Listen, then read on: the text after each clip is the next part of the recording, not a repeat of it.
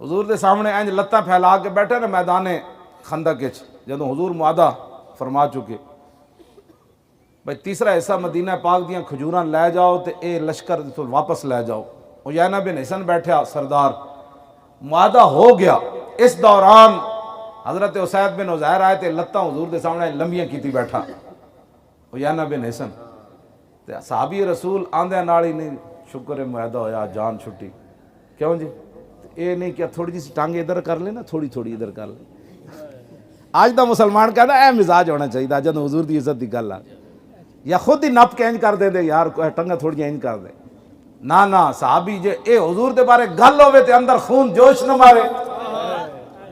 حضرت اسید بن عزیر آندے کی فرمان لگے، یا انل ہجرس اتمد رجلک بین یدی رسول اللہ، فرمایا بندر دی اکھاں والے بندرا،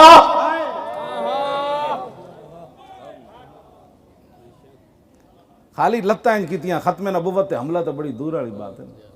آج اسی ختم نبوت تے پہرا دیتا تے مجرم ہو گئے۔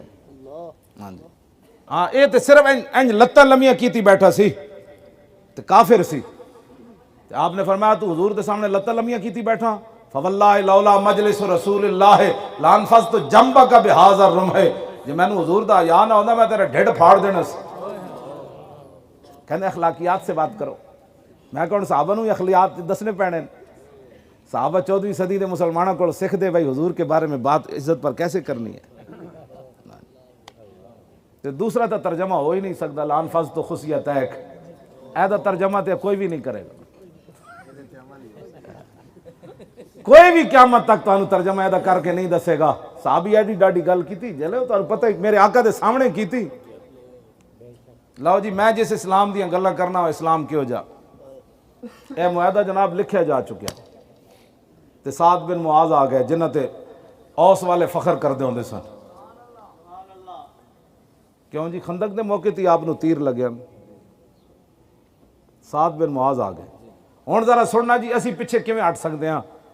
صحابہ نا خندق وچ پتہ کی ہویا، ہنالک ابتلی المومنون وزلزلوا زلزالا شدیدا۔ اللہ تعالیٰ فرماندا میرے حبیب خندق والے دن تے اسی تواڈے غلاماں نوں نچوڑ کے رکھ دتا سی، پیٹ تے پتھر باندھ تے حضور نے مٹی چوائی تے خندق کھدوائی۔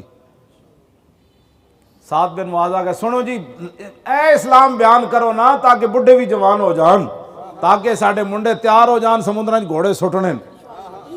ہاں جی سعد بن معاذ آ گئے، فقال سعد یا رسول اللہ انا کنا وہؤلاء علی الشرک وعبادۃ الاوثان لا نعبد اللہ ولا نعرف ہم لا یطمعون ان یاکلوا من مدینتنا تمرۃ الا قرا او بیعا۔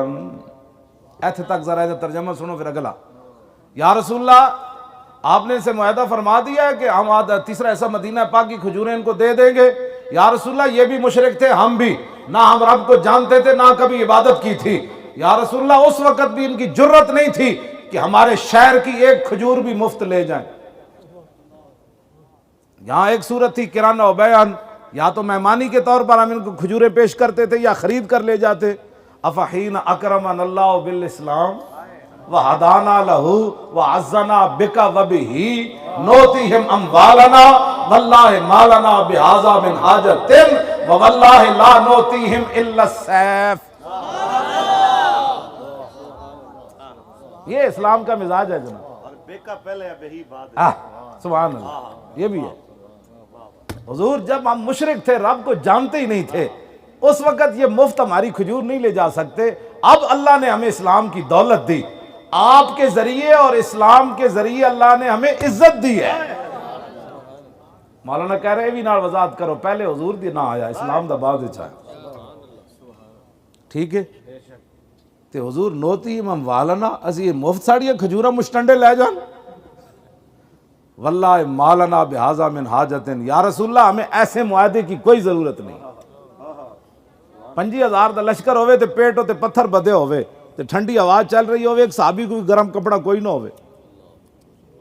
کیوں جی؟ آج دا مسلمان کہندا انہوں چاہیے نہیں، آج دا مسلمان کہندا بھئی اسی ہوندے تو کہندے حضور ادھا مدینے دی کھجورا دے دو، جان چھڑاؤ ساڈی، حالات نہیں ٹھیک۔ تو صحابی کی کہندے اے تے ہے نا میں معاہدہ گیا تے انہوں جدو گل کرن لگے فرمایا واللہ لا نوتی الا السیف، فرمایا معاہدے نے اب پترا اٹھ، اے تلوار تینوں دے سکتے ہیں، جا بس اے ہاں جی تلوار فمحاہا، او معاہدہ پکڑیا تینوں اینج پھاڑیا، فرمایا جا کھجوراں لیندا، اے تے میں ساڑھے آقا دے رحمت للعالمین ہی سی، اتنی دیر تو بیٹھے میں ویسے تیری دوڑ لا دینی سی۔ یہ ہے مزاج، یہ ہے اسلام کا مزاج، اس کو سمجھو۔ ہاں